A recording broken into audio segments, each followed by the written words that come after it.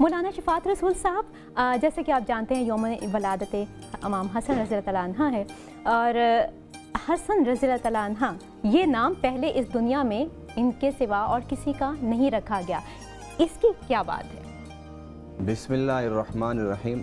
نام تو اس کا رکھا جاتا ہے کہ جو زمین پر جس کا ظہور ہو، جس کی ولادت ہو جی، اور سیدنا امام حسن رضی اللہ تعالی عنہ جی کا نام میرے آقا صلی اللہ علیہ وسلم نے رکھا، اور امام حسن کی وہ ولادت ہے کہ آپ کی ولادت سے پہلے ہی آسمان و زمین پر آپ کی آمد کا تذکرہ شروع ہو چکا تھا۔ آپ پوچھیں گے کس طرح؟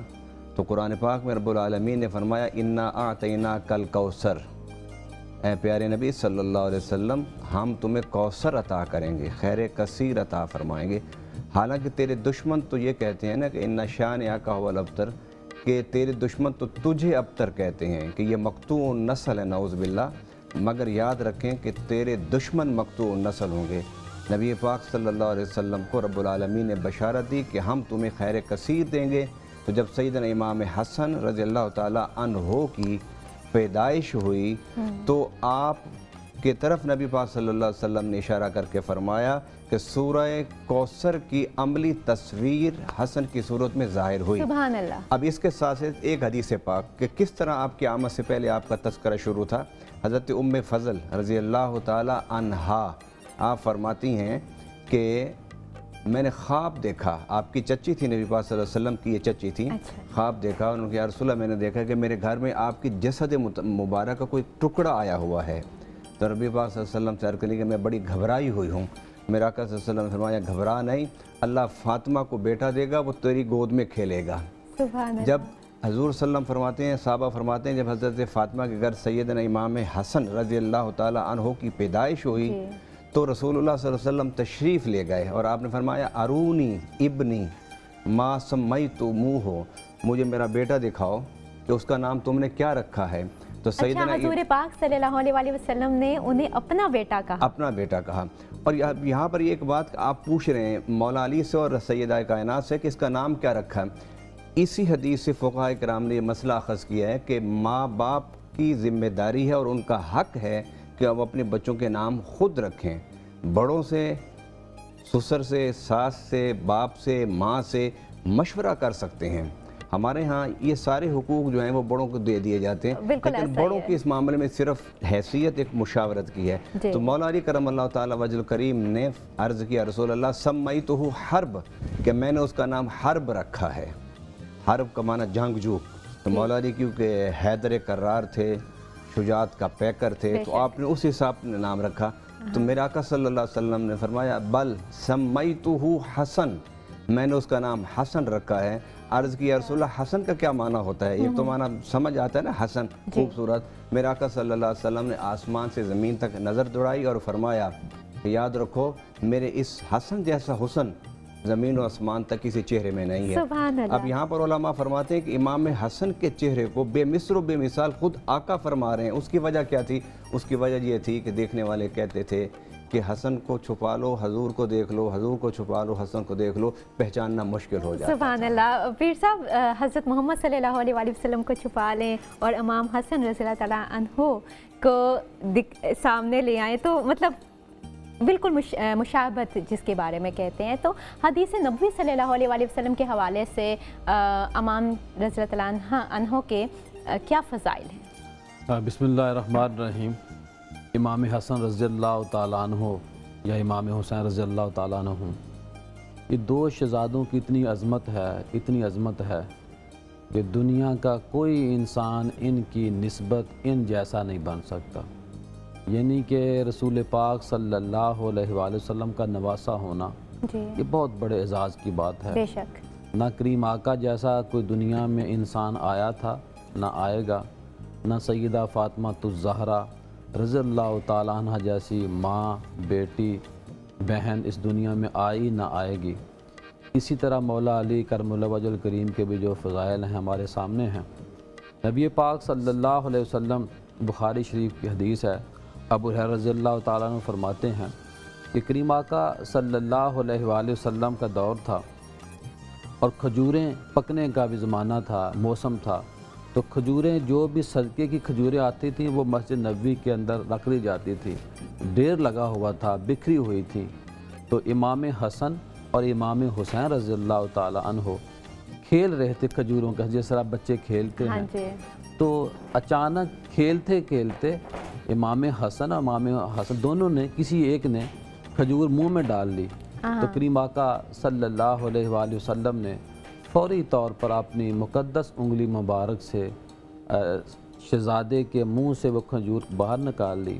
کیوں؟ فرمایا کہ میری جو آل ہے، جو سیدزادے ہیں، ان کے لیے صدقہ حرام ہے، ان کے لیے جائز نہیں ہے۔ یہ ہے وہ مقام اور مرتبہ کہ کریمہ کا آج تو ہم جب بادشاہ ہوتا ہے، کوئی امیر ہوتا ہے، وہ سب سے پہلے اپنے گھر والوں کے لیے دیکھتا ہے۔ یہاں جو گھر والے ہیں، جو اس دنیا کے بھی مالک ہیں، آخرت کے بھی مالک ہیں، بے شک وہ اپنے خون کے جو ٹکڑے ہیں ان کے منہ سے وہ صدقے کا جو مال ہے وہ باہر نکال رہے ہیں۔